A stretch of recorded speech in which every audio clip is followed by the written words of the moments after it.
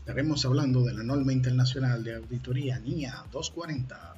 Los estudiantes de la Universidad Nacional Pedro Enrique Sureña, estudiantes de maestría en contabilidad de gestión y auditoría integral, sustentado por Judith Almonte, Yuris Terrero y José Brito. Hablaremos de la NIA 240. La responsabilidad del auditor en relación con el fraude en una auditoría de los estados financieros.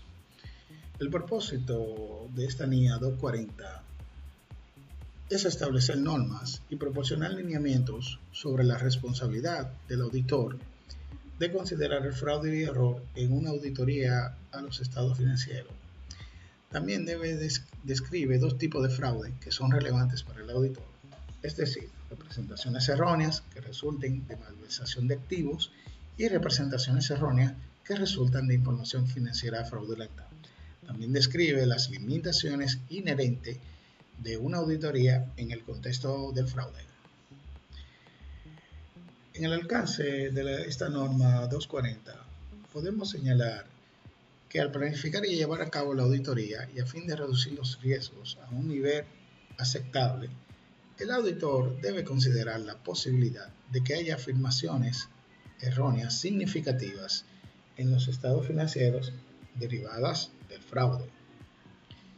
El auditor debe mantener una actitud de escepticismo profesional a lo largo de la auditoría, admitiendo la posibilidad de que existan afirmaciones erróneas derivadas de fraude, independientemente de la experiencia del auditor en la entidad sobre la honestidad e integridad de la gerencia y aquellos a cargo del gobierno.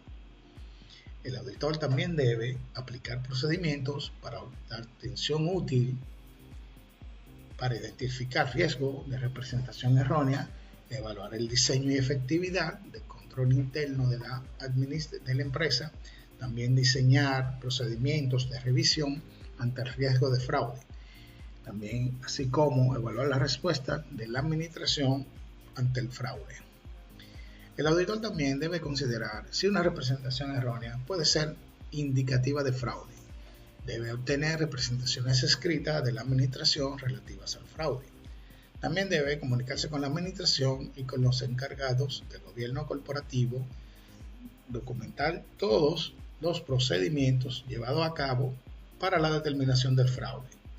Esperar razonablemente que se hubiera conseguido y tenido en cuenta en la elaboración y presentación de aquellos estados financieros. Hablaremos de fraude y error. El término fraude se refiere a un acto intencional por parte de uno o más individuos de entre la administración, empleados o terceras partes que dan como resultado una representación errónea de los estados financieros. El fraude puede implicar manipulación, falsificación o alteración de registros o documentos, malversación de activos, supresión u omisión de los efectos de transacciones en los registros y documentos, también registro de transacciones sin sustancia, sin base legal, también la mala práctica de políticas contables. En cuanto al error, se refiere a equivocaciones no intencionales en los estados financieros, tales como equivocaciones matemáticas en la sumatoria o de oficina en los registros subyacentes y datos contables. También la omisión o mala práctica de hechos y mala práctica de políticas contables. La relación de riesgo con el fraude y error.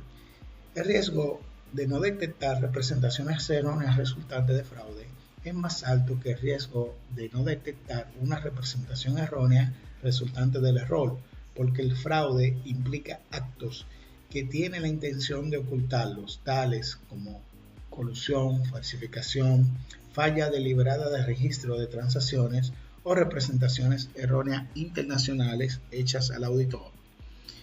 La información fraudulenta implica representaciones erróneas intencionales que incluyen omisiones de cantidades o revelaciones en los estados financieros para engañar a los usuarios de los mismos, como manipulación, adulteración de registro y documentación contable. También la omisión intencional de transacciones o hechos y la incorrecta aplicación intencional de políticas contables para mejorar la presentación de los hechos en los estados financieros. Las condiciones que aumentan el riesgo de fraude y error son debilidades en el diseño de los sistemas de contabilidad y control interno.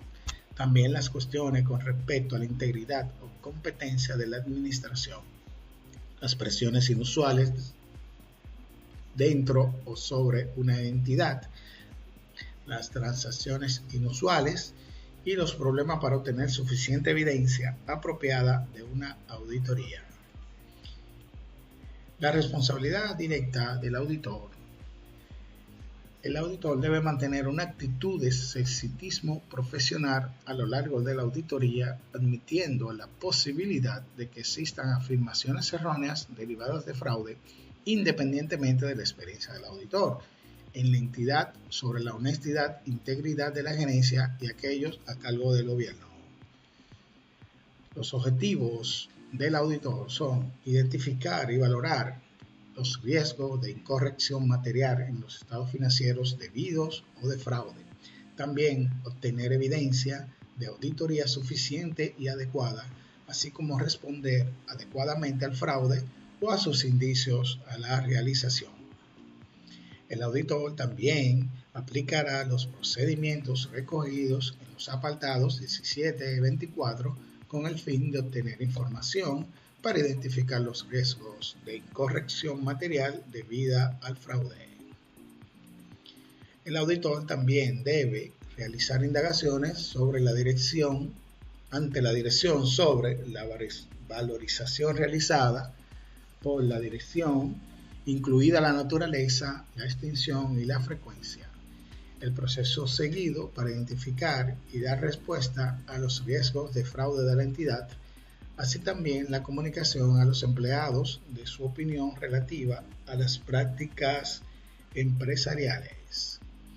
También la responsabilidad de la administración. Visualizamos que la responsabilidad por la prevención y detección de fraude y error descansa en la administración por medio de implementación continua de operación de sistemas de contabilidad y de control interno adecuado, los cuales deben de reducir, pero no eliminar la posibilidad de fraude y error.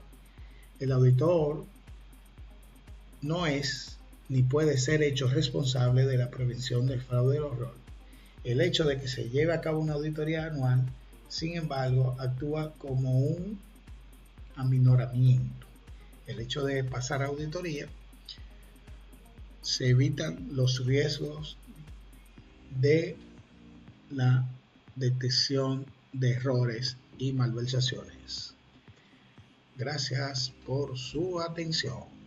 Se despide José Brito, representante del grupo número 2, junto con Judith Almonte y Judith Terrero. Gracias por su atención. Esperamos sus comentarios.